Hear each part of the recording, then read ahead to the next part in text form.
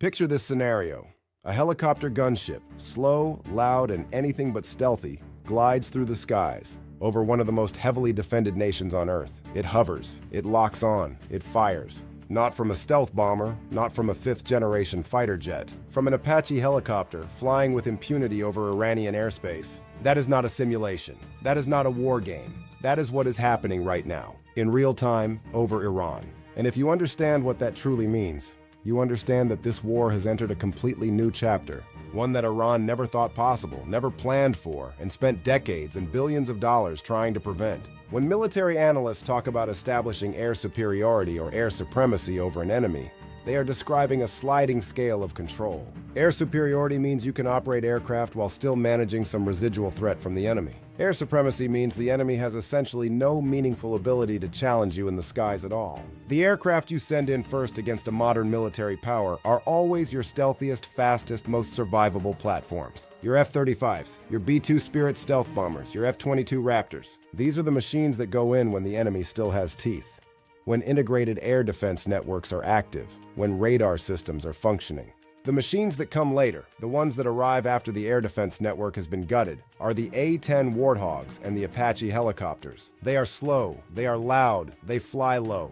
They are not designed to survive in a genuinely contested air environment. They are designed to dominate when there is no air environment left to contest. Right now, they are flying over Iran. On March 26, 2026, Secretary of Defense Pete Hegseth made a statement that immediately reverberated through every military analysis community in the world.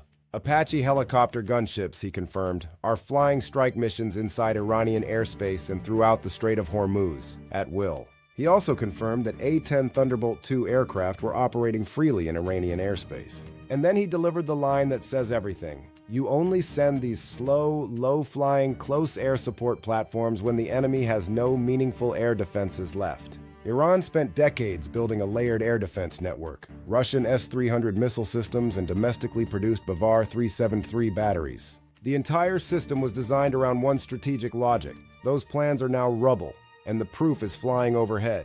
To understand how we arrived at this moment, you have to go back further than the launch of Operation Epic Fury on February 28, 2026. In June 2025, the US and Israel launched Operation Midnight Hammer, striking the heart of Iran's nuclear program.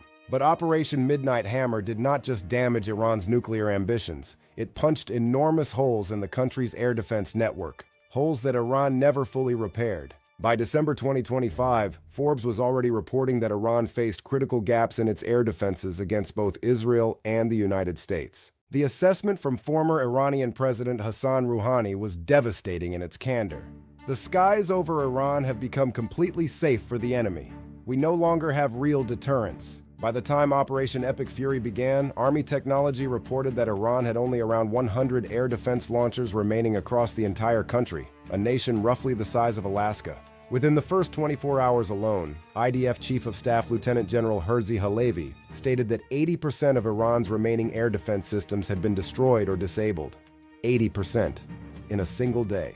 What remained was not a coherent layered defense. It was scattered, isolated nodes, soldiers with shoulder-mounted launchers. The kind of capability that is dangerous to individual aircraft in specific corridors, but completely incapable of preventing a sustained multi-platform air campaign. That is the environment in which the A-10 and the Apache now operate. The A-10 Thunderbolt II was built in the 1970s. Its unofficial nickname, the Warthog, suits it perfectly. It is brutish and purpose-built to absorb punishment. Its titanium bathtub protects the pilot, while its massive 7-barreled rotary gun can punch through tank armor. While once considered vulnerable to S-300 systems, the reality on the ground has shifted. Former commanders now argue the US has achieved effective air supremacy. The mission? Hunting Iran's fast attack fleet. Small, maneuverable boats that once choked global oil trade are now being systematically dismantled. This was made possible by a sophisticated electronic warfare campaign, blinding radar networks and creating corridors for non-stealth platforms to operate safely. But dominance comes with a cost. The recent loss of American aircraft serves as a critical reminder. Degraded threats are not zero threats. Operation Epic Fury continues to reshape the region, proving that even a 50-year-old airframe can still own the sky when the conditions are right. Where things stand. As of early April 2026, here is the operational picture in its fullest form. The Strait of Hormuz remains largely closed. Iran has rejected the latest ceasefire proposal as Trump's self-imposed deadline approached. An F-15E crew member remains missing inside Iran. The A-10 pilot from the April 3rd incident has been recovered. Ground invasion planning is actively underway. And the United States continues to fly A-10 Warthogs and Apache helicopters over Iranian airspace. Platforms that two former CENTCOM commanders describe as operating under conditions approaching air supremacy. In under 6 weeks, the United States and Israel have destroyed 80% of Iran's air defenses within the first 24 hours of the campaign. They struck 10,000 individual targets. They eliminated 92% of Iran's large naval vessels.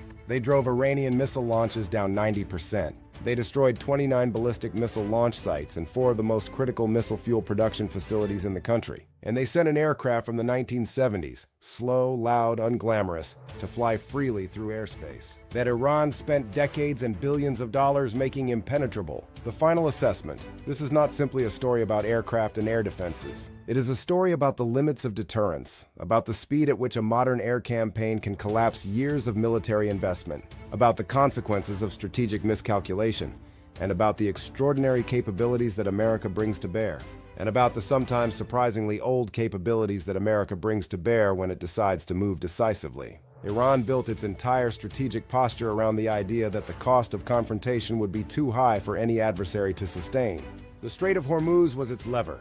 Its air defense network was its shield. Its fast attack fleet was its sword. The lever is being pried loose. The shield has been shattered. The sword is being destroyed hull by hull, boat by boat, from the cockpit of an aircraft that the Pentagon tried to retire. The skies over Iran belong to the United States. 2 former CENTCOM commanders said so. The presence of A-10 Warthogs and Apache helicopters flying over Iranian territory is the proof. What comes next will depend on a decision that may already have been made: the strategic destruction of Iran's future capability. Beyond the immediate battlefield, some of the most consequential strikes have occurred. These strikes aimed not at what Iran can do today, but at what it will be able to do in the years ahead. The missile production infrastructure at Sharaud, Parchin, Kojir, and Moj, critical nodes in Iran's ballistic missile supply chain, have sustained heavy damage. The damage exceeds even what was absorbed during Operation Midnight Hammer in June 2025. CENTCOM Commander Admiral Cooper stated the logic plainly: "We will systematically dismantle Iran's missile production capability for the future." The distinction matters enormously. You can destroy missiles, but if you destroy the factories that produce the fuel, you do not set back the program by months. You set it back by years, potentially a decade. The campaign is reaching forward in time, constraining what Iran can threaten in the 2030s. According to Washington Post satellite imagery analysis, at least 29 of Iran's ballistic missile launch sites have been destroyed since the operation began. The systematic nature of the destruction reflects a campaign executing a long-prepared plan with disciplined precision. What comes next? The strategic situation is approaching a decision point that could define the next phase of this conflict entirely. According to SOF News, as of April 3rd, the U.S. has been briefed on a complex ground operation plan to secure Iran's remaining enriched uranium. Stored in tunnels more than 300 feet deep near Isfahan, this stockpile includes approximately 970 pounds enriched to 60%. The plan requires flying and excavation equipment, constructing a temporary runway, and a multi-week operation at extraordinary risk to American service members. President Trump has been briefed on the plan. Whether he gives the order to execute is the question now dominating every serious strategic conversation. The pieces are assembling. The 31st Marine Expeditionary Unit has arrived. The 11th MEU is en route. A second aircraft carrier is heading to the Middle East. 2 new EA-37B Compass Call electronic warfare aircraft have arrived, specifically designed to disrupt Iranian radar and navigation systems. America's Gulf state allies, Qatar, Saudi Arabia, and the UAE, are deepening their involvement, providing additional firepower to secure the waterway. On April 4th, President Trump posted that Iran had 48 hours before, in his words, all hell will rain down on them. A senior Iranian military official rejected the ultimatum. The strait remains largely closed, and oil prices remain above $100 per barrel. There is a dimension to this story with implications extending well beyond this conflict. The A-10 Warthog was supposed to be retired. Air Force budget documents for fiscal year 2026 called for the entire remaining Warthog fleet to be phased out by 2027. The F-35 was its replacement. Critics argued the A-10 was too slow and too limited for modern warfare. Operation Epic Fury is dismantling that argument with every sortie. Retired Colonel Kim Campbell, who landed a severely damaged A-10 in 2003, predicted this: "There is going to be a role for a ground support platform." She was right.